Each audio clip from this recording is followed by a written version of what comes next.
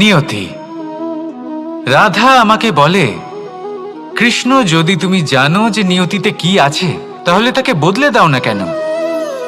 মহাদেব আমাকে বলেন যে শ্রীকৃষ্ণ, যদি আপনি এটা জানেন যে সাম্বের নিয়তি এটাই, তাহলে আপনি তাকে বদলানোর চেষ্টা কেন করেন? কেন?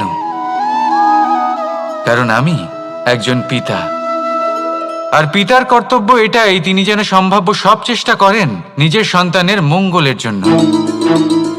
নিয়তি আমি জানি, কিন্তু এটাও আমি জানি যে কর্মের থেকে বড় আর কোনো নিয়তি হতে পারে না।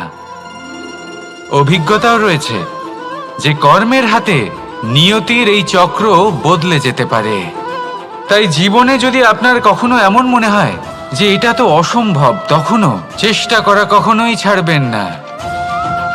কে বলতে পারে আপনারই কর্মের কোনো এক বীজ হয়তো নিয়তির চাকায় আটকে গেল, আর নিয়তিকে নিজের পথ পাল্টাতে হলো, ঠিক কি না? সেই জন্য নিয়তিকে ভাগ্য মেনে নিয়ে চুপ করে বসে থাকবেন না। নিজের নিয়তি স্বয়ং নিজের কর্মের দ্বারা নির্ধারিত করুন, কারণ আপনার এই কর্মের ওপরেই আপনার অধিকার রয়েছে, আর এই অধিকারকে নিয়তি অনেক সময় সম্মানও করে। তাহলে আসুন আর আমার সাথে ভালোবেসে বলুন, রাধা রাধা। অহংকার অত্যন্ত বলশালী হয়। এই অহংকার মানুষকে কখনো নত হতে দেয় না। অদ্ভুত ব্যাপার, এই অহংকার যা মানুষকে কখনো নত হতে দেয় না, সেটাই তার পতনের কারণও হয়ে দাঁড়ায়। যেখানে মানুষ এটা ভাবতে শুরু করে যে শুধুমাত্র সেই যোগ্য, সেখান থেকেই তার পতনের আরম্ভ, ঠিক কিনা? দেখুন, যদি কোনো মানুষ এটা ভাবে যে আমি এই সব কিছু করতে পারি, তাহলে তা হলো বিশ্বাস। কিন্তু যদি সে এটা ভাবতে থাকে যে শুধুমাত্র আমি এই কাজ করতে পারি, তাহলে তা হলো সেই ব্যক্তির অহংকার, আর এটা আপনাকে বিনাশের দিকে অবশ্যই নিয়ে যাবে। মনে রাখবেন, যখন আমি আর শুধুমাত্র এই দুই এক হয়ে যায়, সেখান থেকে আপনার পতনের সূত্রপাত হবেই। তাই আপনি কখনোই এই অহংকারের চক্রব্যূহে ফেঁসে যাবেন না। বিশ্বাস রাখুন নিজের ওপর এবং অন্যের ওপরও, আর মনে রাখবেন, বিশ্বাসের মধ্যে বিশ্বের প্রত্যেকটা বস্তু বসবাস করে। তাই এই অহংকারকে ত্যাগ করে ফেলুন আর আত্মবিশ্বাসের ওপর মনোসংযোগ করুন, আর আমার সাথে ভালোবেসে বলুন, রাধা রাধা। মানুষ নিজের জীবনে ঈশ্বরকে খুব মান্য করে, ওনার জন্য কি না করে। ভিন্ন ভিন্ন নামে তাকে স্মরণ করে, তাকে পুজো করে, তার আরাধনা করে। সে জানে যে ঈশ্বর তাকে শক্তি অবশ্যই দেবেন, তাকে সাহায্য অবশ্যই করবেন। কিন্তু যখন প্রশ্ন আসে গুরু এবং ঈশ্বরের, তখন গুরুর মান কখনো কম হওয়া উচিত নয়। কারণ সত্যি বলতে কি, গুরুই হলেন সেই সিঁড়ি যা বেয়ে আপনি ঈশ্বরের কাছে পৌঁছানোর পথ খুঁজে পাবেন। সেই পথ আপনি গুরুর থেকেই পাবেন। গুরু না থাকলে আপনি কখনো ঈশ্বর লাভ করতেই পারবেন না। আর জীবনে অনেক সময় লক্ষ্যের থেকেও অনেক বেশি গুরুত্বপূর্ণ হলো পথ। তাই এই পথের সম্মান করতে শিখুন, অর্থাৎ গুরুকে সম্মান করতে শিখুন, কারণ গুরুই হলেন পরমেশ্বর। তাহলে আসুন আর আমার সাথে ভালোবেসে বলুন, রাধা রাধা। আপনার জীবনে আপনার প্রকৃত বন্ধু আসলে কে? আপনার সব থেকে শ্রেষ্ঠ মিত্র আসলে কে? তিনি যিনি সময় এলে পরে আপনাকে সাহায্য করেন, নাকি তিনি যিনি সময় এলে পরে আপনাকে অর্থ দেন? দেখুন, আমরা হলাম মানুষ, আমাদের জীবনে লেনদেন চলতেই থাকে।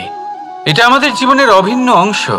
কিন্তু অনেক সময় এমন হয় যে আমরা তাকেই নিজের প্রকৃত বন্ধু বলে মনে করি, যিনি আমাদের একটা বহুমূল্য উপহার দেন, ঠিক কিনা?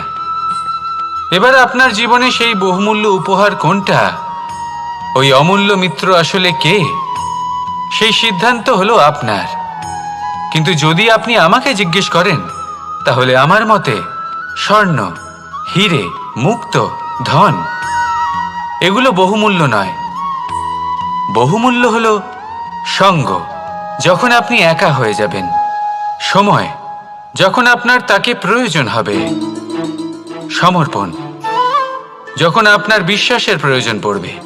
যে মানুষ আপনার প্রতি এই 3 গুণ প্রদর্শন করেন, যিনি আপনার কঠিন সময়ে আপনাকে অবশ্যই সঙ্গ দেবেন, যখন আপনার প্রয়োজন পড়বে আপনাকে অবশ্যই সময় দেবেন, আপনার প্রতি সম্পূর্ণ সমর্পিত থাকবেন, সেই হলো আপনার আসল মিত্র, সেই হলো আপনার প্রকৃত বন্ধু।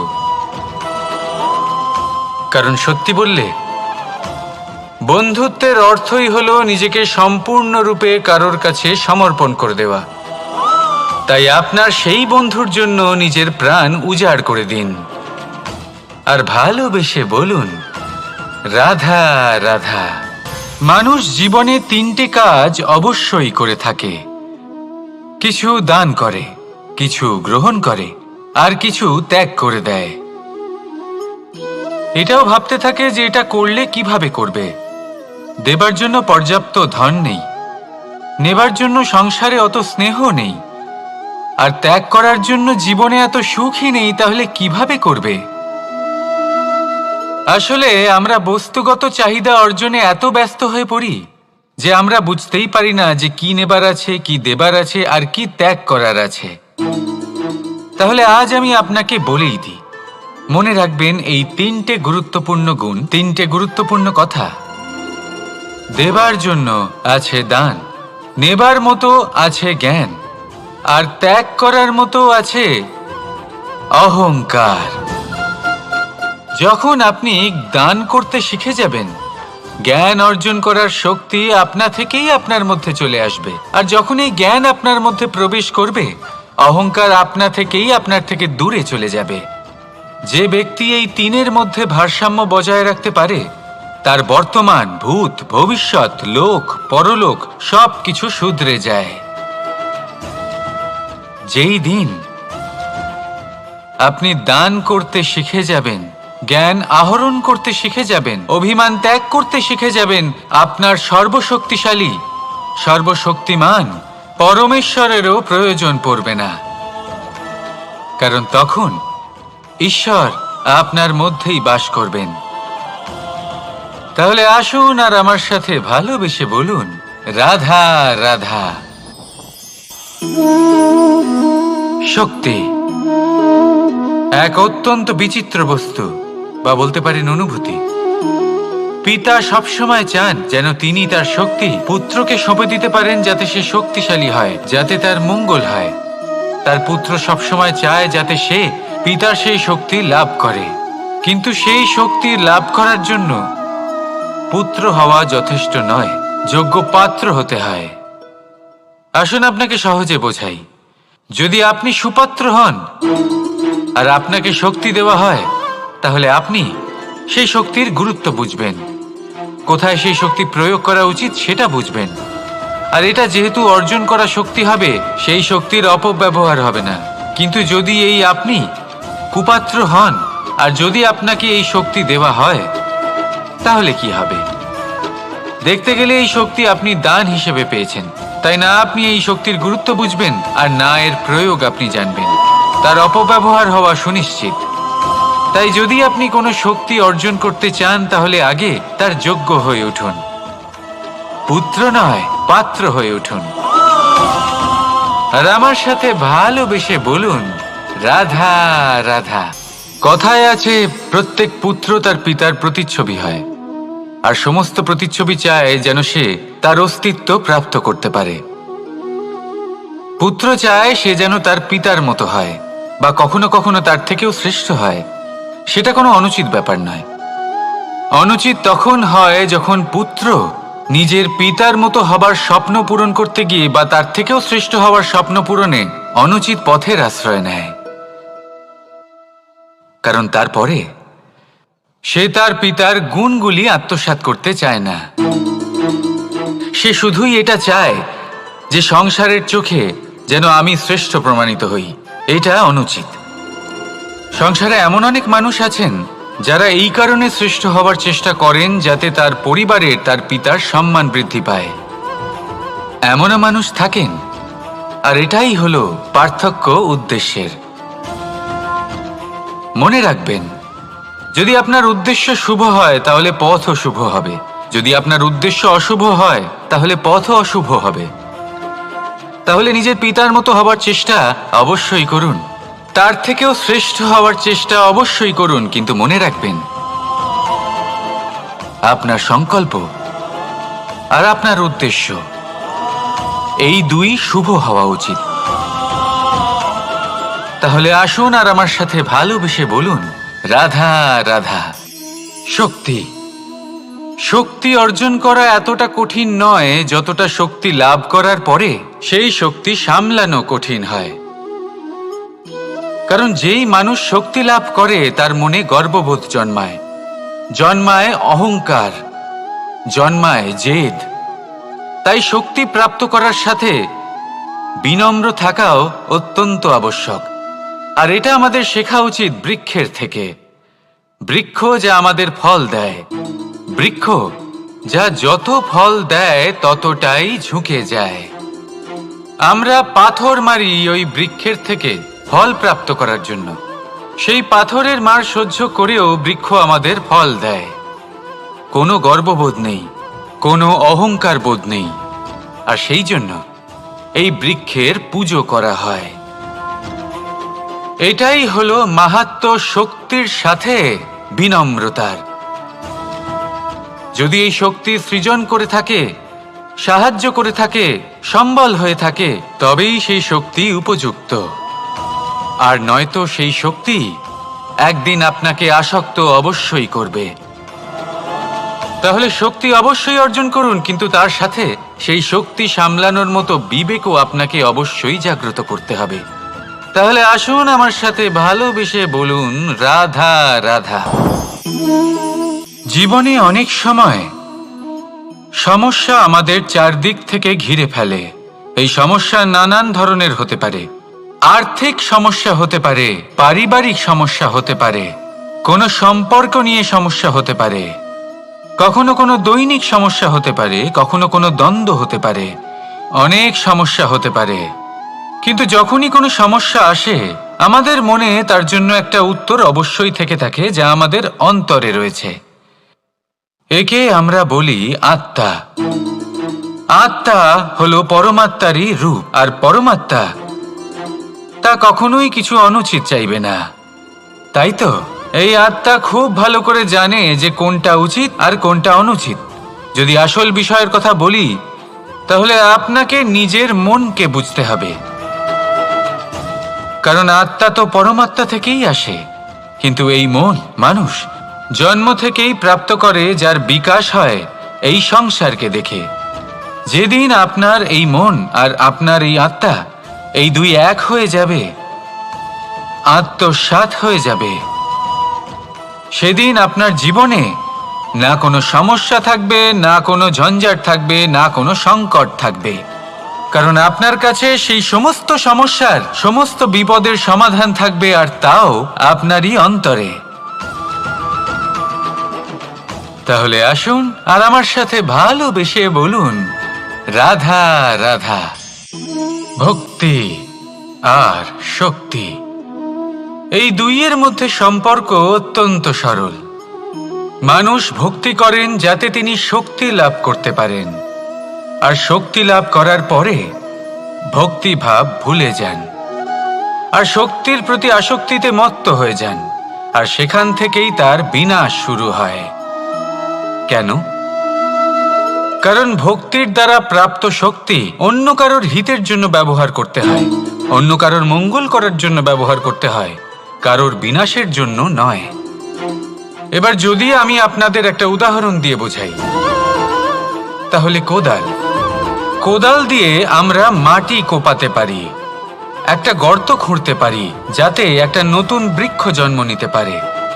একটা বৃক্ষ যা অন্য জীবকে ফল প্রদান করবে, যাত্রীদের ছায়া প্রদান করবে।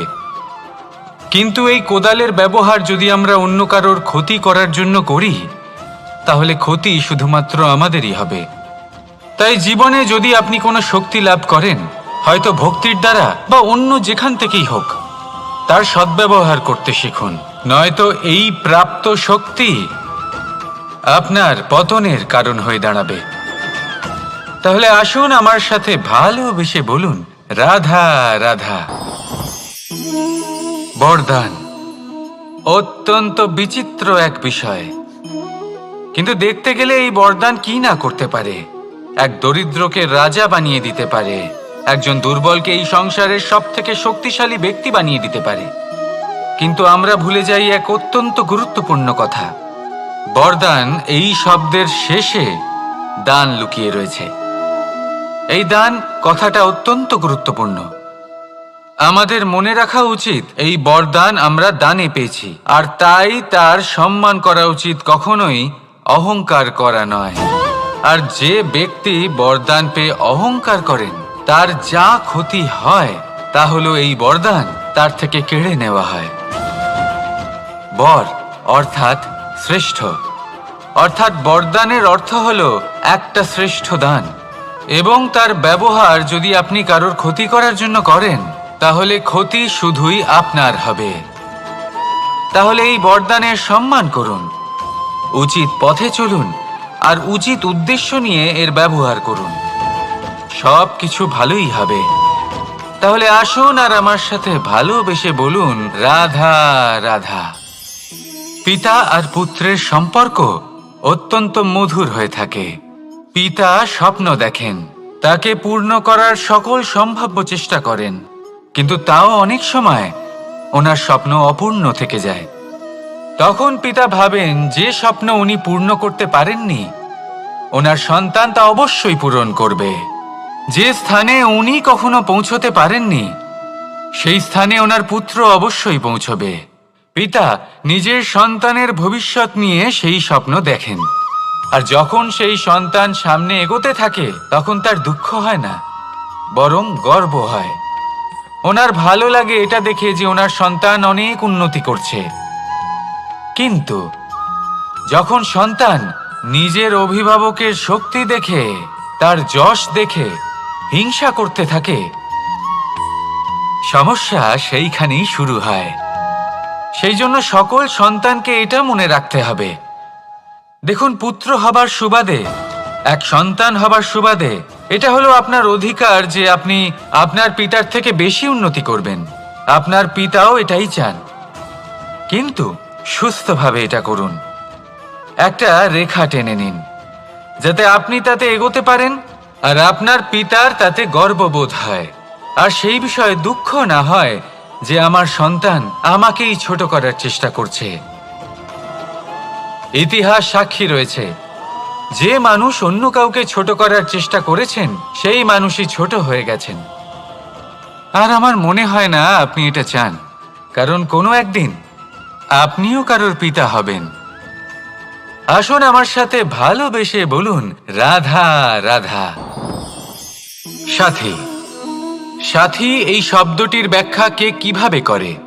মিত্র, সখা, বন্ধু, কিন্তু অর্থ একটাই। তিনি যিনি আপনার সঙ্গী হন আর তিনি যার সাথী আপনি হন। এবার সব থেকে বড় প্রশ্ন হলো এটাই যে তিনি কে হতে পারেন যাকে আপনি আপনার সাথী বলে মেনে নিতে পারেন, নিজের সখা, নিজের মিত্র, নিজের বন্ধু মেনে নিতে পারেন। আপনার সাথী হলেন তিনি যিনি দুঃখের সময় আপনার পাশে থাকবেন, আপনার হাত ধরে থাকবেন।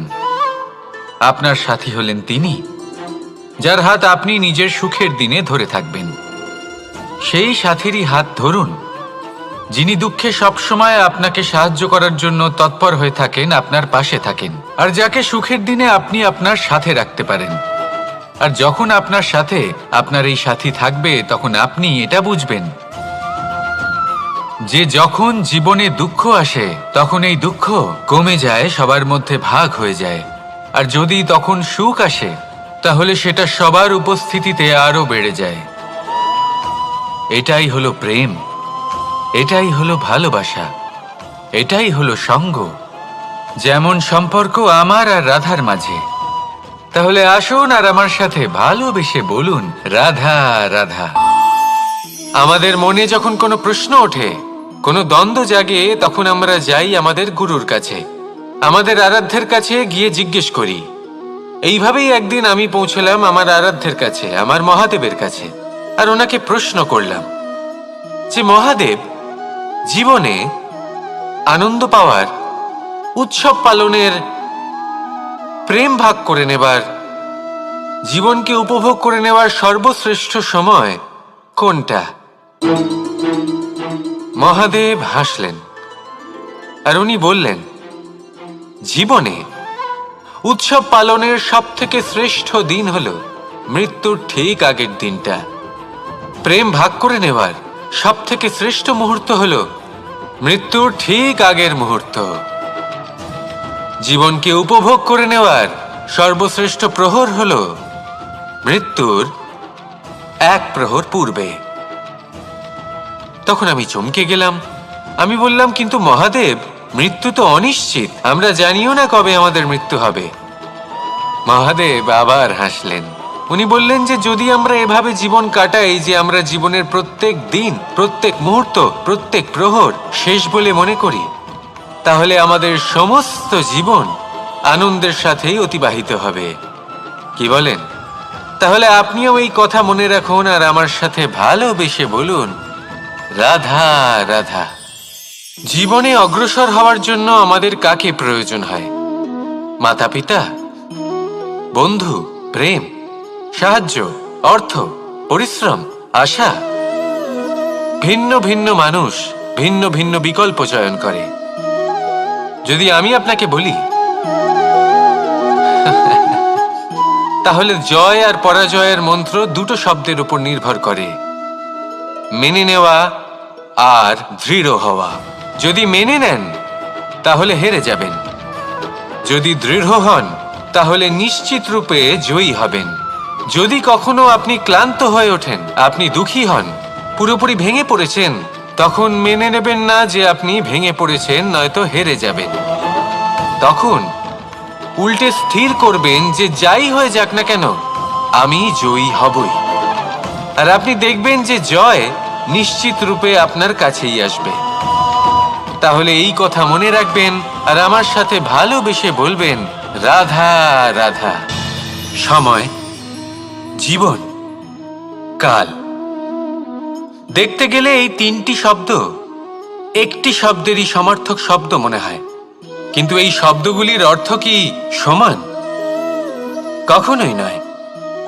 হ্যাঁ, এই সময় চলতে থাকে, জীবন চলতে থাকে, কালচক্র চলতে থাকে।